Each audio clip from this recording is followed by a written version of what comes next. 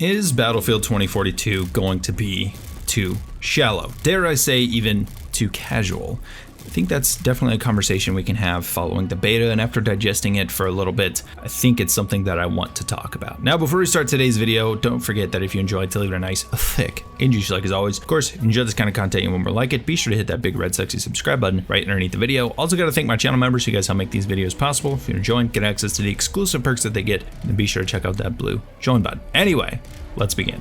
So I want to say before we get started, I had a bunch of fun in the beta. There's definitely plenty of things to enjoy about this game, but it felt like kind of an early access Steam game in my opinion, and it's kind of hard to describe it that way, especially since I'm not primarily a PC player. But essentially what I mean is the experience was fun. There's definitely fun to be had, but there are design issues and a level of bugginess that I think needs a lot more work. Now, I know a lot of people are going to say, Jaws, it was a 2 to 3 month old build. It'll be fine, and that is a whole conversation for an entire video on its own. I don't know if DICE has some magically perfect build at their studio, but as of the experience that the beta gave off, it felt like there was a lot of issues that needed working out, part of which had to do with the actual depth of the gameplay. I think the game is pretty darn shallow, dare I say casual. Now that isn't necessarily a 100% through and through bad thing. I think parts of these games should be easy to pick up so people can actually come in and enjoy the game, not pick it up, play for 5 minutes, hate it, and put it down.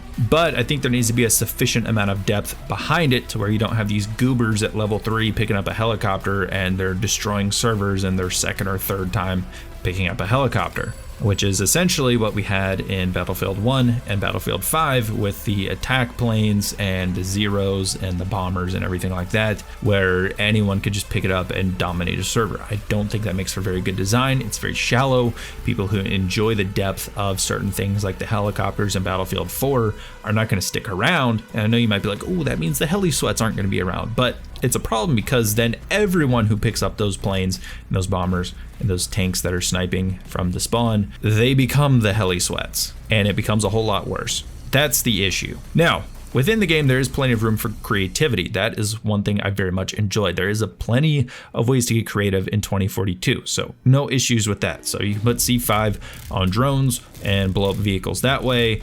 Put C5 on a helicopter and try to land it on a tank, which I did and completely failed one time, and it would have been cool to pull off, but I didn't do it. But there's plenty of other ways, whether it's zip lines, using the grappling hook, the other specialist gadgets. You can get pretty creative with how you play this game, and I can very much appreciate that. Problem comes down to a couple of other things, mostly the vehicles and the gunplay. Now the gunplay, before everyone freaks out and says, oh, it's good gunplay, I don't have to deal with, all this spread and whatnot, and it's super easy to pick up, you just point and shoot. I think part of that is an issue. Now, of course, we need more time with it, and there needs to be more guns to play around with and see how they play. The M5A3 was by far the meta because it's a high rate of fire weapon that's essentially a laser, and that is the easiest possible thing you can want to pick up. Now, some people have said that there is spread in the game. If so, I barely noticed it at all. It's definitely not as strong as it was in BF4, but the recoil I think could use a little bit of a boost. I think the guns are a little too lasery, and I would like to see more recoil to it, because I guess they're trying to compensate by not having too strong an aim assist, and that's fine. I think that's a good thing. I don't think these games need strong aim assist. I know with crossplay and everything, but I felt like I could compete just fine. Sure, PC players are going to be a bit more precise, but I felt just fine not needing all this snap aim and everything like that. Just, zoop to targets and be able to hit them pretty easily. But at the end of the day, because of the lack of recoil, it felt pretty lasery and a little too easy to hit targets in some cases, and it felt too easy to get hit. And while it could change by the time the game releases and certain things could be different and there could be a bit more depth to it as we get more guns within the system, it is a bit odd that a very clear meta showed very early on in the beta. And of course, people are going to gravitate to metas. Just look at games like Warzone, just look at any previous Battlefield game. Whenever there's a gun like the Hellregal or the ACWR or the STG-44. People are going to gravitate to it and abuse those guns. It's just part of it, and I think having a proper balance to avoid that is something DICE should look for and just spice up the depth to the gunplay a little bit. I guess recoil is a good way to do that, but I'm sure there's other ways they could do it as well. The other thing I want to talk about is the vehicles. Vehicles have been something of a sore spot in the last 2 games. Basically, any goober can pick up an attack plane or an Ilia in Battlefield 1 and farm a server, and any goober can pick up a Zero or any of the bombers really in Battlefield 5 and farm a server. Any goober can also pick up a tank and tank snipe.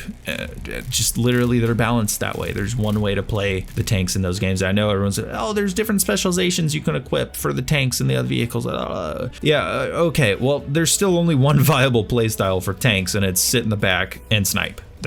There's no reason to push because of the way that they're balanced. It's really poor balancing. And same thing with the Zeros and whatnot. I don't think they did a very good job giving the planes a reason to dogfight each other, and I don't think they gave a very good way to be able to give the planes a purpose. There's just not a lot of depth. It's just farm the infantry essentially, and it's very easy to do so. Grab rockets, blow stuff up. Pretty easy. It's not fun either. I know a lot of people are like, oh, I don't like Battlefield 4 because of the heli sweats. Well, in Battlefield 1 and 5, everyone can be a heli sweat within 2 to 5 minutes of picking up the actual vehicles themselves, and that's an issue. And I think in this beta we saw a little bit of that issue. I played a good bit in the helicopters because I enjoyed the helicopters in Battlefield 4. I've never been able to master them really. I'm just not great with them, but I do enjoy trying to get better at them. And even if I fail and crash into the trees, it's still fun just to give it a go from time to time. In this game, my 3rd round, I think, in a helicopter, I got like 25 kills with the Nightbird. It was very easy. Having the rockets is a bit much. I don't think the air-to-ground rockets should be a thing. I think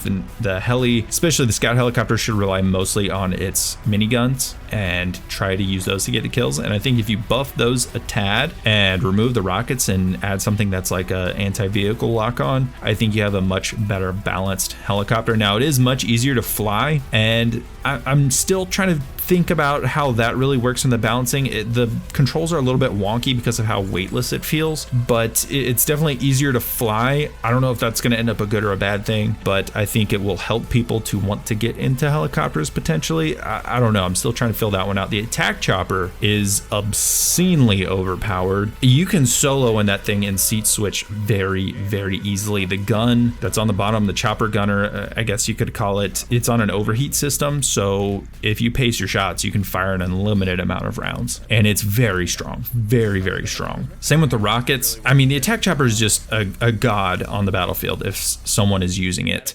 You can, like I said, you can seat switch, so you go from the gunner back to the pilot seat. The rotors do not take very long to get back going, so you can stay in the gunner seat quite a while. Get back in the main seat, and then essentially if you want to take out any other aerial vehicle, just sit really high and lock on. You win. Congratulations.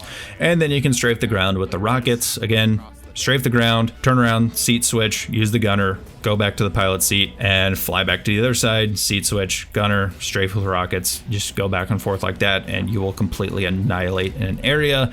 And God forbid someone jump in the seat with you, then you're really going to dominate if you're on comms. It's just, Battlefield players want a reason to play the game for a long time. They want to invest thousands of hours into their Battlefield game. That's why you see things like this in Battlefield 4, and even Battlefield 1 and 5 had people play for thousands of hours, but it was far less because of how shallow the game is. There isn't a reason to invest in those games. Really, the people that stuck around got just addicted to a certain mechanic, whether it was gunplay, whether it was a certain class they just really enjoyed playing, or a certain role they just really enjoyed playing. But it wasn't because of the depth of the game. There isn't a whole lot of depth in those games, and that's why you saw such a player drop off from the launch of both of those games. Even though I think Battlefield 1 and Battlefield 5 highly contrast each other, and I love BF1, and I don't really like Battlefield 5 for numerous reasons, but both had the same issue of being very shallow experiences, and that held them back greatly in their longevity. There's a reason BF4 has active servers all the time, and Battlefield 1 and 5 really don't as much. It's because there isn't a ton of depth in those games. And I think with 2042, while there is plenty of room for creativity, I feel like it's lacking some of the depth that Battlefield 4 had. Now, I think there is a bit of a jury still out on that.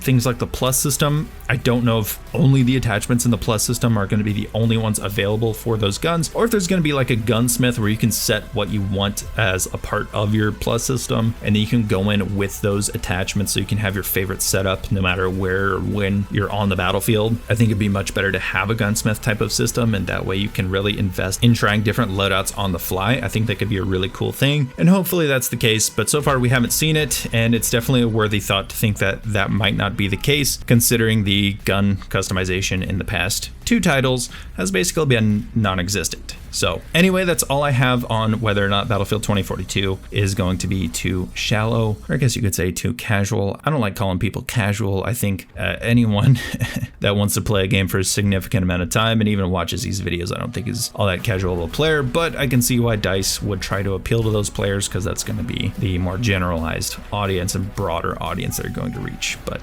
thank you guys so much for watching, and let me know down below what you think about 2042. I will see you guys in the next video.